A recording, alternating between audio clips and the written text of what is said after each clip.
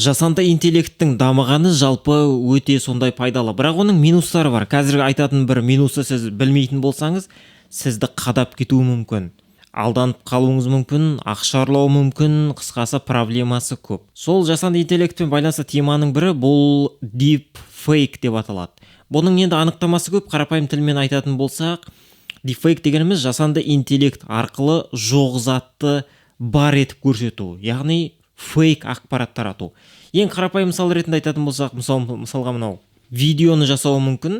Мына видео оригинальный видео негізі. Шынымен Билл Гейтс деген мына кісі интервью берген, міне оригинал деп жазулы тұр. Мына жерде міне интервью бар. Қазір міне қараңыздар. Мына жерде міне дәл осылай берілген. Ал мынау deepfake, міне бұл болмаған, бұл компьютер арқылы істелген. Мынау компьютер арқылы істелген, тағы бір рет айта кетейін. Қысқасы, бұл жерде адам түрі көшірілген, одан кейін оның дауысы көшірілген. Яғни жасанды интеллект арқылы қазір түрінде адамның даусында көшіруге болады. Ол үшін қатты бір техникалық білімнің негізі керегі жоқ. Алдағы уақытта сізді қалай лақанут етуі мүмкін? Бірнеше варианттарын айтайық. Мысалға, бір таныс емес номерден сізге WhatsApp-та аудио келеді, ол жерде былай айтады. Сіздің мысалы танысыңыз бар. Соның аудиосы келген, ол жерде айтады. Мен осындай жағдайға тап болдым, кішкене бір Каспиге 20 мың лақтырып жіберсең, бір 3-4 сағаттан кейін қайтарып берем деген секілді. Сенен ойлайсың, мен басқа номермен жазып тұрмын, өзім телефонымды жоғалтып алдым, анау-мынауски сондай темалар кетуі мүмкін. Оған звондама деген секілді.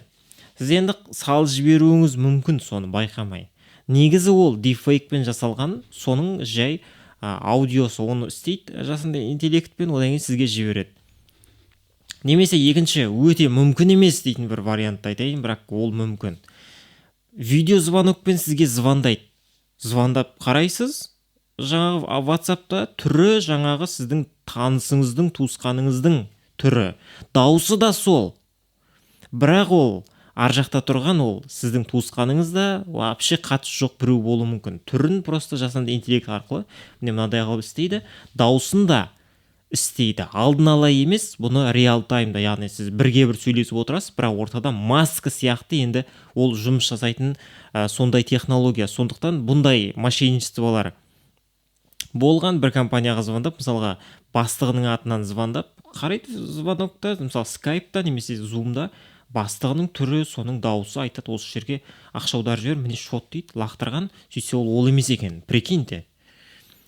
Және ютубта мен өзім осы Қазақстанда танымал деген біраз адамның атынан істелген рекламаны көрдім. Мысалға президент бар, министр бар, Марулан Сейсенбай деген сияқты кісілер бар. Соның даусымен, соның түрімен істелген. Yani кішкене мән беріп қараса, кішкене ауыз жағында бір проблемалар болды. Мына өте качественно істелген. Оларда кішкене бір проблема болды. Соны байқауға болады. Бірақ енді біраз адамдар соны ажырата алмайды.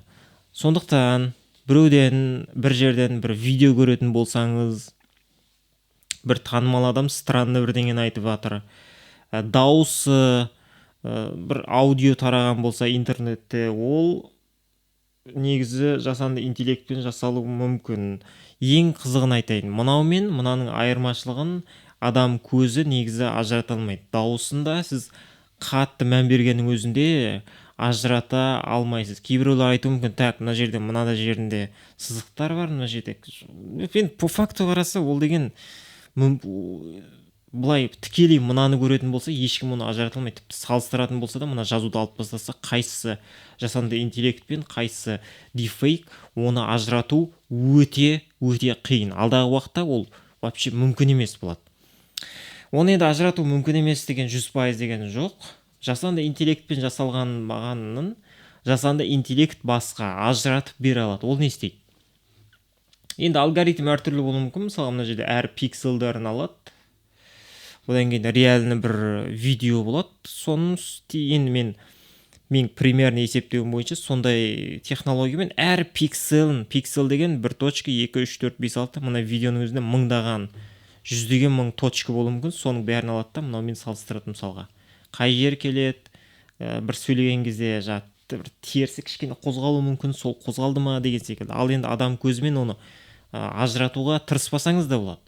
Жаңағы аудио ақпаратта сондай құлақпен ажыратуға тырыспасаңыз да болады. Ол қазірдің өзінде практически мүмкін емес деуге болады. Кішкене бір тупойлау біреу істемесе, енді қазіргі жағдайда осындай енді жағдай.